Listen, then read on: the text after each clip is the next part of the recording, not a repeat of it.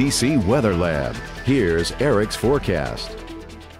This afternoon, portions of Acadiana got some much needed rain as we are continuing to track a cold front making its way through Acadiana, and that could continue to produce the chance for a few more scattered showers through the remainder evening hours before it clears out moving into the upcoming work week. So taking a look on the latest radar, we can see those showers and storms that began to fire up about a few hours ago around 2-3 o'clock this afternoon. The heaviest storms up towards Rapides Parish and northern Evangeline and over into Allen Parish. Then those began to make their way off to the west, now pushing over through Allen into Beauregard and then down into Calcasieu Parish as we do see a couple severe thunderstorm warnings for that system. The one heading towards Lake Charles continues for at least another 5 minutes until 5:45. The other one closer to Texas goes until 6:15. Possibility of 60-mile-an-hour wind gusts and some small hail embedded in with that system. And you can see it's a very powerful system as we take a closer look at it. Very dark reds, and it did have some of those purples,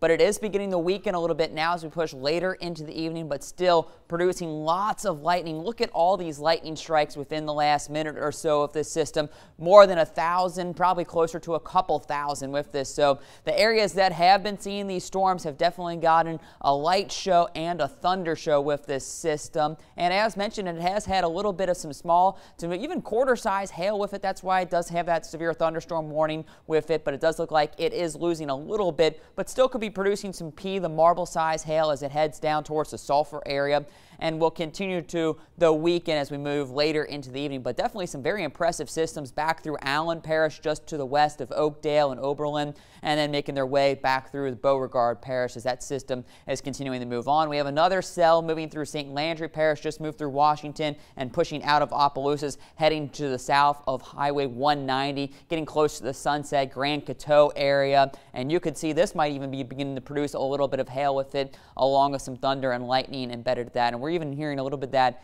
here in Lafayette Parish. Most of this will continue to push off to the south and southeast. So Cecilia, Henderson, you could begin to see some of those systems head your way as that front makes its way through the area. Will make its way right along the Gulf Coast by tomorrow morning, taking most of the rain with it. So a dry start to our Monday morning, and through the afternoon, high pressure building in from the north will bring a northerly flow, clearing the clouds out and create some less humid conditions. It's going to feel a little bit nicer to be outside tomorrow afternoon, although still hot. Temperatures in the lower 90s. As we push into the evening, could have an upper level short wave produce a couple more scattered showers in across the area, but you can see it kind of falls apart. So we'll only go about 10-20% chance for the rain on Monday. I think most of us miss the rain tomorrow.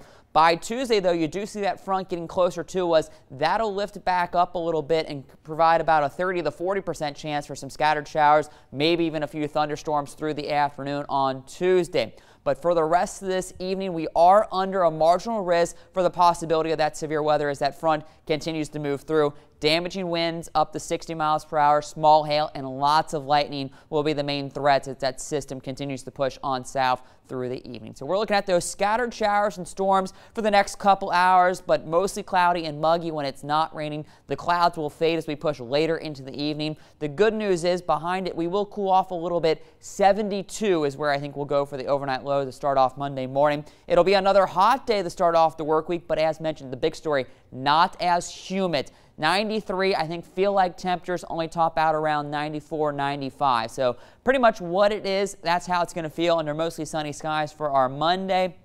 A little better rain chances Tuesday and the Wednesday, holding temperatures in the lower 90s. But as rain chances go down, you see those temperatures going back up, 93 to 94 heading into Thursday and Friday. Next weekend, rain chances continue to remain on the low side, and that means temperatures very hot, between 93 to 92, and then heading into the following week, more of the same. So it's back to that summertime pattern. But wow, people this afternoon had some very strong storms of hail. That's kind of unbelievable. I think I tend to associate that with like snow and yeah, cold. Maybe more of springtime. You don't really hear it much in the summer. Yeah, not the blazing But we do have heat. a little bit of that front today that's producing some severe weather out there. Yeah, so 92 feels like 378, Yeah, right? It does, yeah. Perfect. All right. Thanks, Eric.